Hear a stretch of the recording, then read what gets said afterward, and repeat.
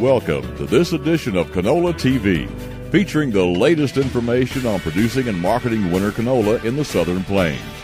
Canola TV, a service of PCOM, Producers Cooperative Oil Mill.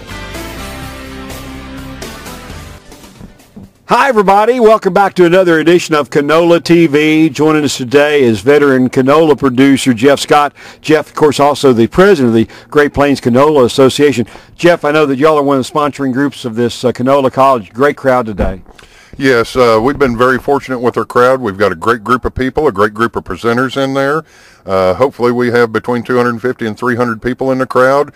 Die-hard canola farmers. They're wanting to learn how to grow this crop, how to maximize their income potential. So I think it's a great day and a great program. Now, there's a lot of guys that have not grown canola or not grown it very many years that are here as well to try to learn more. Yeah, we're covering the spectrum with our program today. This is the first year that Great Plains Canola has headed up Canola College, and so that's pretty special for us. And we're running the gamut with our programs tailored to the beginning farmer, the guy that's been growing it 2 or 3 years, and right on up to the veteran grower that's wanting to meet that next level of production. Well, let's talk a little bit about your presentation. You're one of the presenters here, and you are talking about that next level, trying to get that extra 10 bushels per acre. Yes, Bob Schock from Kiowa, Kansas, and myself are presenting that advanced agronomy, the next 10 bushel segment of this program. And we're trying to teach farmers the things that we have learned over our 10 or 11 years with this crop, how to reach that next level of production. There are little things that you can do that we didn't do 8 years ago or even 5 years ago that we found through on-farm research, trial and error, that gain us that extra yield bump. And so we're trying to share that with our producers out here and let them reach those maximum yield levels. I know one thing that you seem to spend a fair amount of time on was the, you called it harping regarding residue. Yeah, we've kind of beat that into everybody's head this morning. We cannot stress the importance of residue management. We don't want that wheat residue in contact with our seedling. We don't want it in the seed row. So we've offered a variety of methods that the farmer can use to fit their individual operation to control their residue, get it out of the way, and help maximize yields. Why is that so important?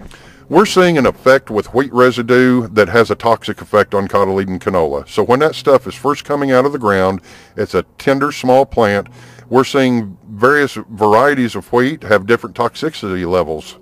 And so it is ultra important to remove that residue, reduce that toxicity level to that cotyledon plant, get it out of the way, and give that young, tender plant every chance of success that it can have. So there's a lot of difference in yields between proper residue management and not doing it right. Incredible yield differences. I mean, it can be the difference between growing 1,000-pound canola and 2,000-pound plus canola. So it's ultra important.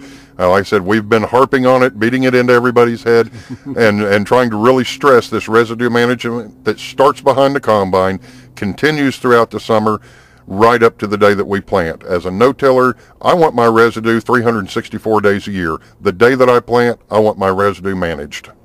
Let's talk a little bit about canola in your part of the world. It's been kind of a tough winter. We haven't had a whole lot of moisture.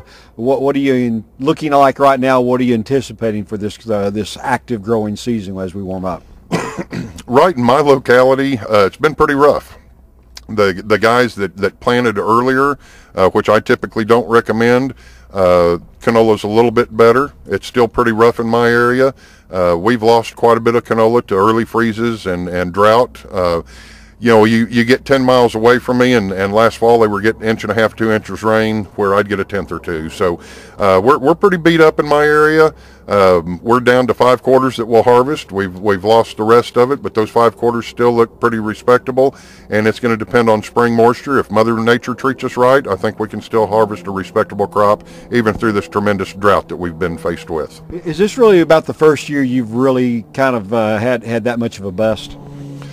This is my worst year. The only one that can even come close to comparing was back in '06. We went through a drought, and in the spring we set seed pods, and then we caught some rains, and the plant rebloomed, reset seed pods, and really messed us up there for a while. But this is by far the worst conditions that we've been through. But I still think this canola can pull through, give respectable yields, and more dollars in the pocket than what our wheat crop will bring us. Okay. Jeff, appreciate your time today. Jeff Scott joining us today. I'm Ron Hayes for Canola TV. Canola TV, a service of PCOM and produced by OklahomaFarmReport.com.